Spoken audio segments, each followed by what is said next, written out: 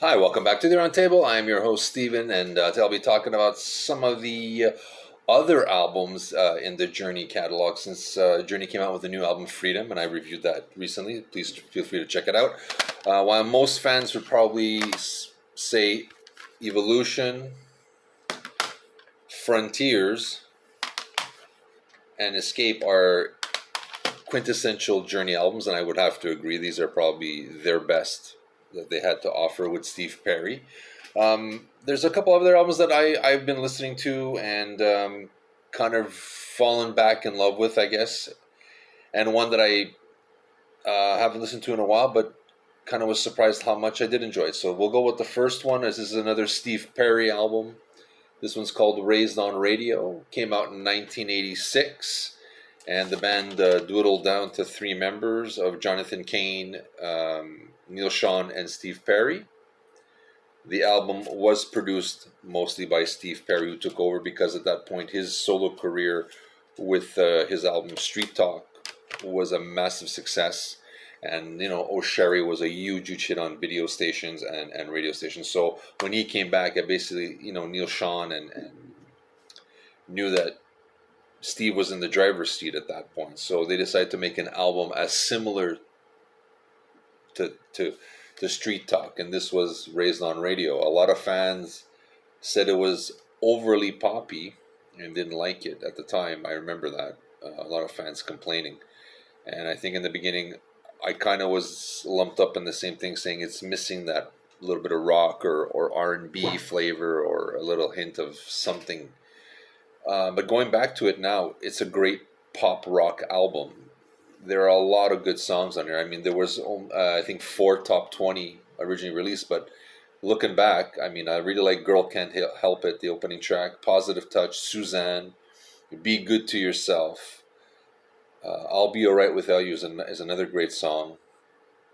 The Eyes of a Woman is good, and Why Can't This Night Go On Forever? I mean, out of 11 songs, 8 could be singles. That's not a bad ratio. And yes, it's poppy.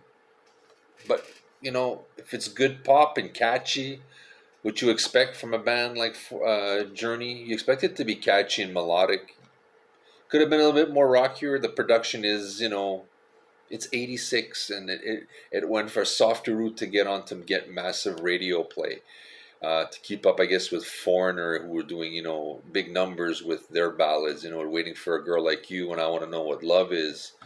I think Journey had to fit in or get out of the way. So this is the album that had to be done, I think, at that time. Is it their best work? No, I don't think so. But is it catchy? Is it fun? Yeah. And, that's what I like about it.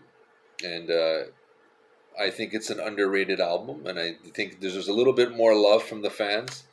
And if you do like it, good for you. If you haven't heard about it, I suggest after listening to Freedom, Freedom has a few instances where it does have that kind of same sound, like Don't Go could easily fit on Raised on Radio.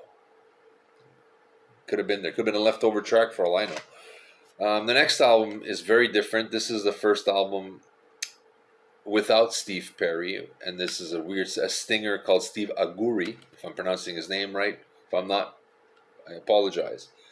This album came out in 2001. It's called Arrival. 15-track album. There's, I believe, an import version that has another song or two, if I remember correctly. So it could be up to 17 tracks, or for sure 16 with the bonus. But this one is the domestic release, 15 tracks. And you know what? If Steve Perry would have been on this, if Steve Perry would have done this album, no disrespect to Steve Aguri, but he's missing. He sounds very closely to Steve Perry. There is that similar, which I think hurt this album. I think this album got, because people are just going, okay, he sounds like Steve Perry. Where's Steve Perry? Just get Steve back in the band, and I get that, but he wasn't gonna come back into the band, right? So. But he does sound pretty close to Steve Perry. He's missing that soulful side that Steve Perry has, or that little bit of R&B kind of touch that Steve Perry has. But the songs on here are so good. I mean, Higher Place is a great rock and open number. All the Way is a killer ballad that could go toe to toe with anything Journey's done. Signs Live is a good rocker too. All the Things is a nasty rocker. Journey Being Dirty kind of sounded like an 80s band, like about the doing the deed with the girl, which is out of thing. It's out of place in a Journey. The way I picture Journey. Journey's either a good rocker about don't stop believing, or tender ballad. Like you know. So that was really something different. World Gone Wild is basically separate ways again, but pretty darn close to being as good as it. I Got a Reason is a nice rocker. We Will Meet Again is a beautiful ballad at the end. Yeah, there's like at least 7 or 8 great tracks. It may be a little too long, too many ballads for my taste. Though there's like way too many ballads on this one. They could have replaced it with a rocker, and I think they could have put it to 12 tracks, get off a couple of ballads, put a rather rocker in there. But I said if Steve Perry would have done this, my God, I think fans would have gone crazy. This is their first album not to go gold since I think 1977. Since the album, I think it's Next. So it was a disappointment, but I'm listening to it now and wow, really great. I mean, this gives, if you didn't like Raised on Radio, find this one. Listen to this on Spotify or something. Really good album.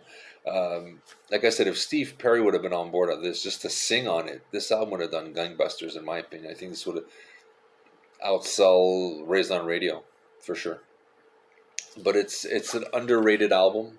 I still give Steve Aguri kudos for taking over the reins, and all the band members on here are good.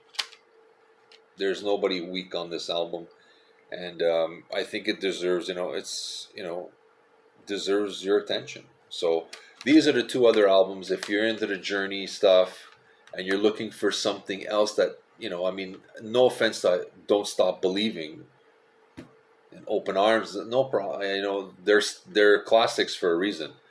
But if you're looking for something else than in the Journey vein, I recommend these two albums. They're different. These two are quite different from each other, but they're quite good, and I think it deserves a second chance and another listen. So, with that being said, go backtrack, look for these albums, listen to them, let me know what you think, send me your feedback. I'd love to hear from you. Hit the like button, subscribe. This is Steven from the Aroundtable, signing off, wishing you the best.